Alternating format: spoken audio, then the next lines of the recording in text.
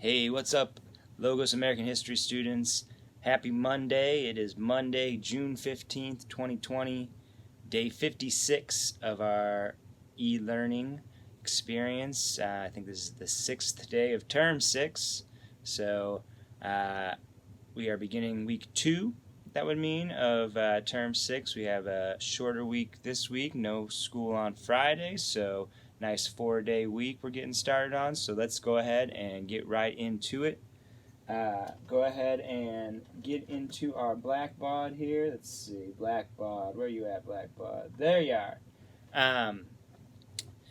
So we had a good first week. We're off and rolling on the second week. And remember that first week we were talking about the 1970s, and in particular, the presidential term of Richard Nixon in the 1970s. We're going to continue to talk about the 1970s this week, but everything that came after Nixon.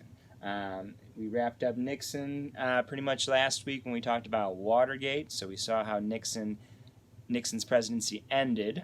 And we will be moving into his successors this week. But today, we're going to talk a little bit about space flight, right? Space travel. It's a big part of American history, especially recent American history, meaning the past 50 years, right? It was in 1969 that Neil Armstrong and Buzz Aldrin became not only the first Americans, but the first humans to ever step foot on the moon.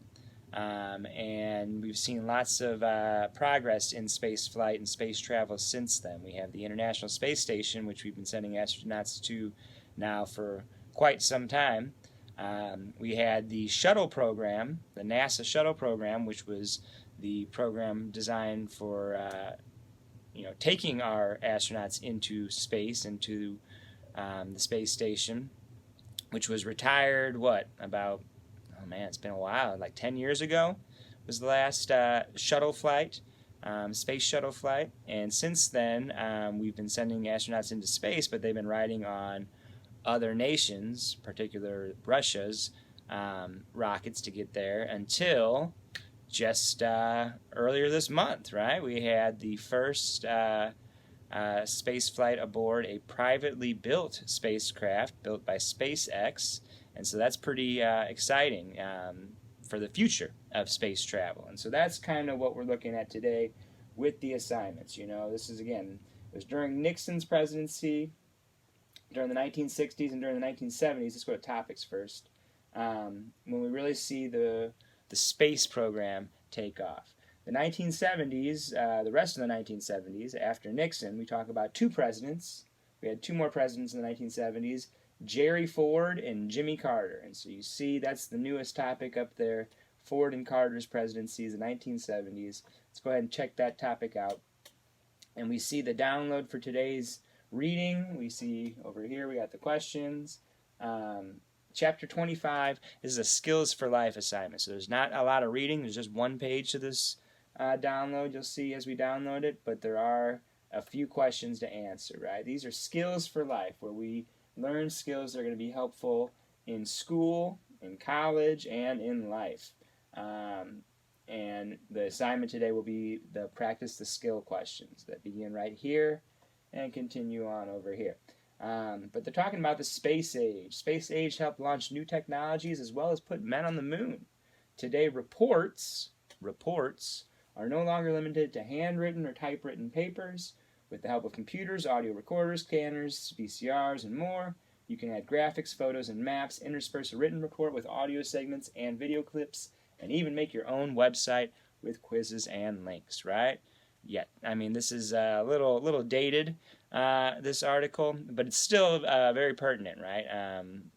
Back in the day when, my parents and your parents were in school, they just typed up reports. You don't have to do reports anymore. You can do multimedia presentations. They're better, I think, to make, but they're also better to view, right? And to take in the information for your audience. And so this is, again, practicing that skill. If you've never made one before, hopefully you have, but it's always good practice because you're going to need this skill as you go on in your educational career.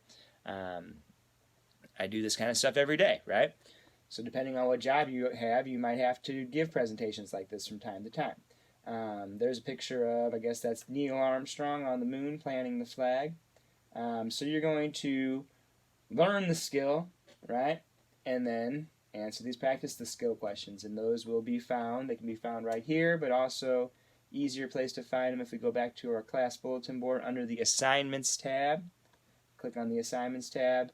There it is, chapter 25, skills for life. So that's how you'll submit the answer to those practice the skill questions after you download that reading and go over that.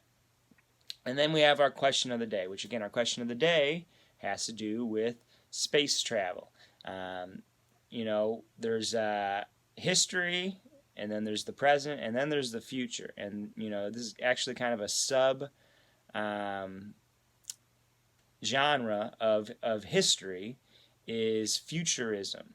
It's a real thing, right? Look it up. It's the study of the future, right? Now, how do you study the future? Well, you look at trends, right? This is part of what historians do. We look at trends throughout history, and we begin to recognize patterns, right? And so stuff, that happened 100 years ago, if we look at stuff that happened 50 years ago, we see that, things kind of go in patterns, and we can kind of predict we can go back and say, oh, well, based on what happened 100 years ago, we could predict what was going to happen 50 years ago, what's going to happen now, and we can extend that into the future. Now, we're never going to be completely accurate. It's, you can't predict what's going to happen. No one necessarily predicted coronavirus is going to happen and 2020 is going to turn out the way it has so far. But, we knew that we were going to, see adaptations in the technology and the way we do space flight. We've been knowing that for years, and we've seen that over the years, how the space program and NASA, and now we have a Space Force, a new branch of the military, the Space Force, right? So what's that going to look like in the future, right? Now that we have a Space Force, now that we have SpaceX delivering our astronauts into orbit, now that we are talking about going to Mars, what will the future of spaceflight look like? That is what the question of the day, if we go to the question of the day, is. Question of the day, very simple. What do you know about the history of spaceflight? And what do you think the future of space travel will look like, right? When I was watching that launch, I don't know if any of you got to see the launch that happened a couple weeks ago. When I was watching that, they were talking about, this is the way technology works. We all know this, right? It gets cheaper and easier to make, which means it becomes more and more available. Right now, the only people who can afford to go into space, because it's still pretty expensive, are astronauts with NASA. But in 20, 30 years, the way the technology works and the fact that we have private companies like SpaceX and others competing to develop this technology, it's going to get cheaper and cheaper and more widely available. Will you and I be traveling to space during our lifetimes? I think it's pretty likely, right? Will we get to Mars in our lifetimes? We'll see, right? That's what I want to know. What do you guys think? What is the future of space travel in our country? Answer the question of the day. Answer those practice the skill questions. And if you have any questions or concerns for me, as always, please let me know. Otherwise, have a great day and a great week. Peace.